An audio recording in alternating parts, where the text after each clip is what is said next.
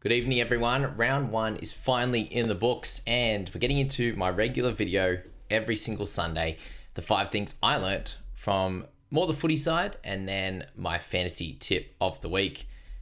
In terms of fantasy, it was a much better start for me this year than last year. Really just had the rough one with David Moale and a couple of underperforming guys, but very happy with a few other picks that I've ended up with, and I did sacrifice a potential better score to leave some cash in the bank. So overall, I am happy with that, and we'll get into that once we get into my little review for the week and once all the scores are settled and everything like that. So hopefully you should be able to see your head-to-head matchups now and other teams and who they picked and all that sort of stuff. So go in and check all of that out. But in this one, we're going to focus on those 5 things. And number 1 is the inexperienced and also / the not high quality halves pairings. They really suffered. You look at a few of these games and the Waz halves pairing, fairly fresh. Can't say too much about the Sharks one, but Roosters as well, a very fresh pairing. One inexperienced, one very experienced, but in the back end of his career. With the Tigers and the Knights, they both had inexperienced together or single players in there, and Sharp with his first crack at that 6 role in the league there, and that was a tighter low scoring matchup. There wasn't a lot of attack. Bunnies and also the Dolphins. You had two Dolphins that guys have played together a decent amount, obviously, but still a lot of new combinations in that squad, and very much the same with the Bunnies with Jamie Humphries in there, and they were able to sneak the win. For the Dogs, they had a halves pairing that they had last year, which was great. It helped them out. Similar to that with the Raiders, the Panthers, and then with the Eagles, same deal. Same halves pairing, same spine outside of their 9, but a very experienced player in general in Jazz Tavanga. And that spine and back rowers and stuff was the same as last year, which helped them. And then the Cowboys had the inexperience with Tom Duffy. And then with the Eels, same deal with Volkman, with Dylan Brown. Obviously Storm, the same best spine, one of the best spines we've seen in decades. So that was the big turning point, I think, in round 1, especially when you don't have the practice. You can't have game practice. When you come up against good sides, it becomes very, very difficult, which moves on to my second point.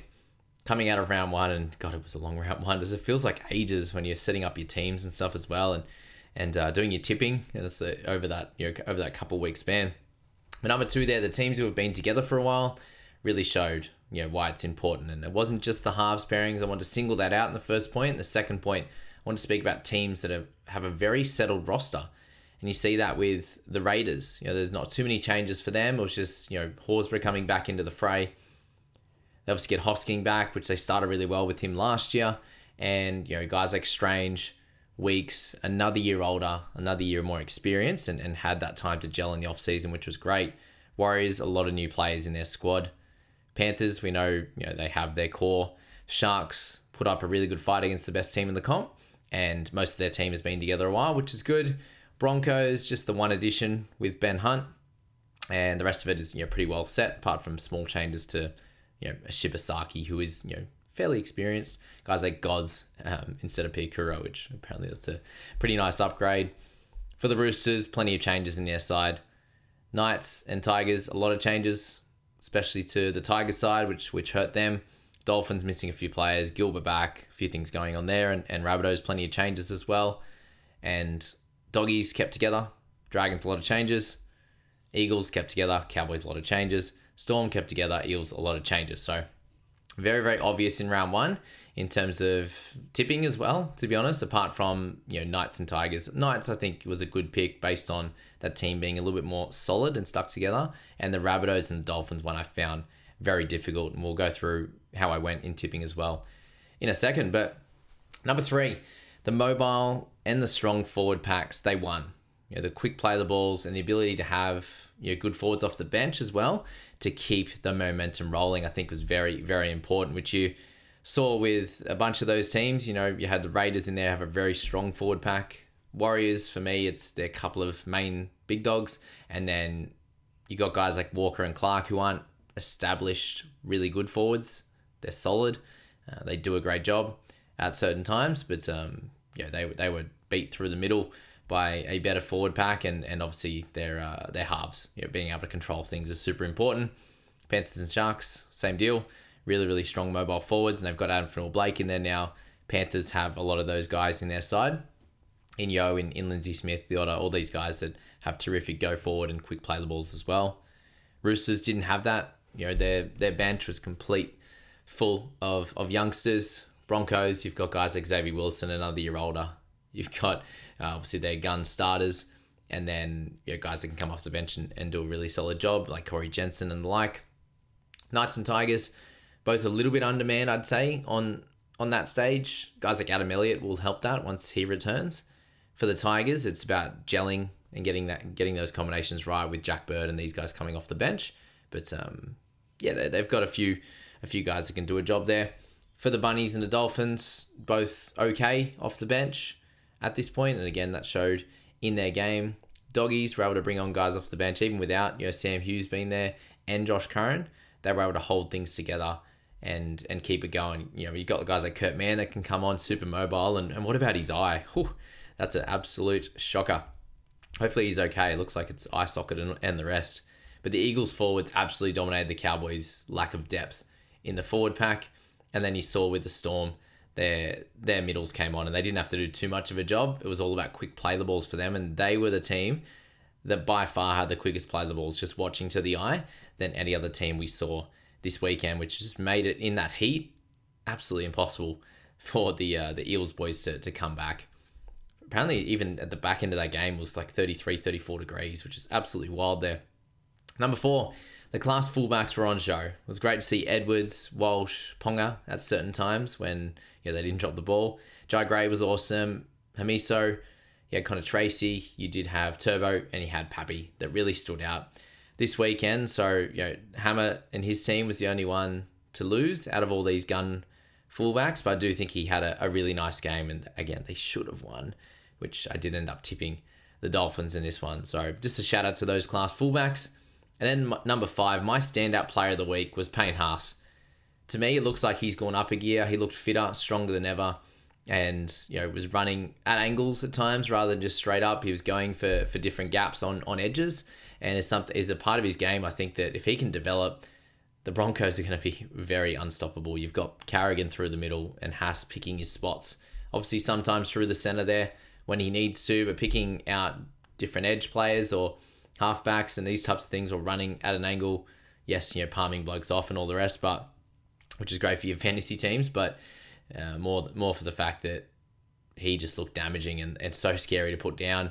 And it also made me extremely happy to see Pappy back, looking fast and fit. And shout out to any Munster owners for that one he butchered for you. It was very, very tough when, it was just past to Munster, he goes over untouched. So that was a wild one. There's, 9-10 points, maybe 11 if there's a tackle break gone begging for Munster and his owners there.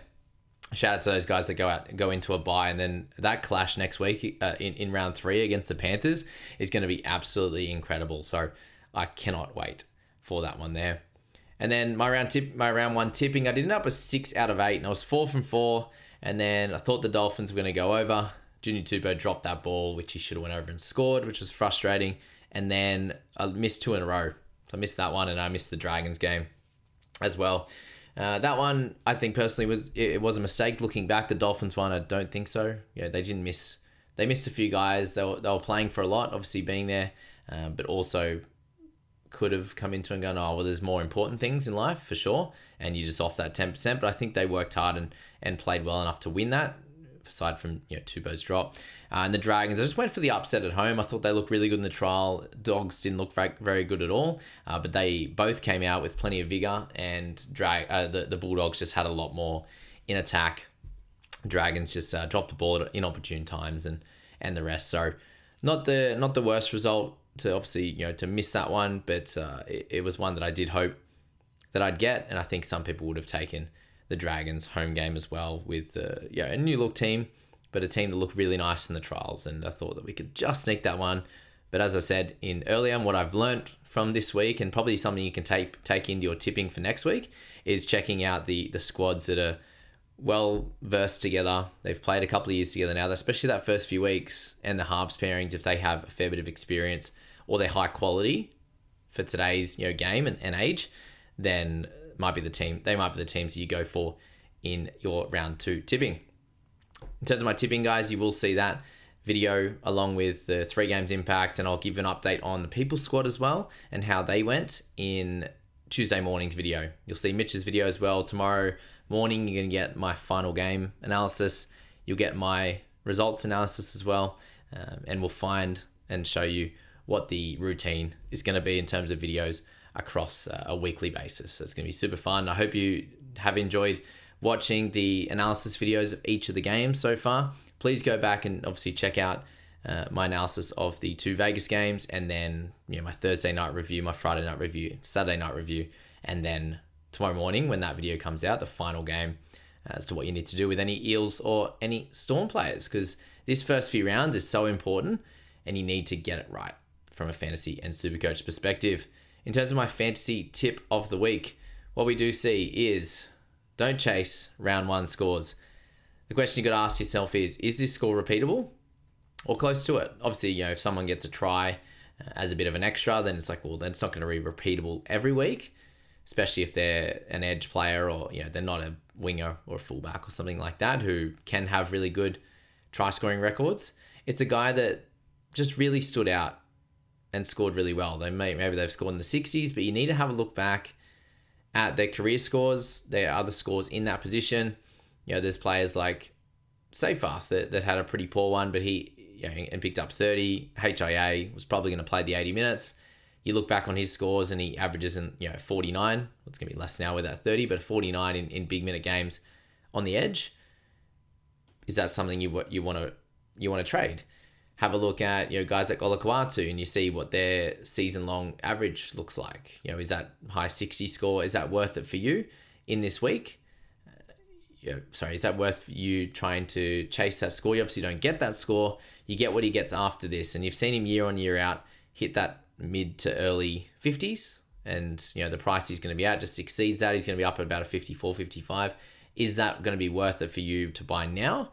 Yes, they come up against a couple of tougher opponents in the next good opponents in the next couple of weeks for him, and then it does get harder from that. So guys like that, you need to look at outside backs that dominated. Sitili Tupanua, is he going to be able to score 2 tries and score really well like that off the bench? He could come out and get 20 next week. These kind of questions you need to ask yourself. And in the private group, I've got my round 1 player checklist, which is obviously finished now, and my weekly trading checklist, and you can go through those really simply on guys that you're looking at.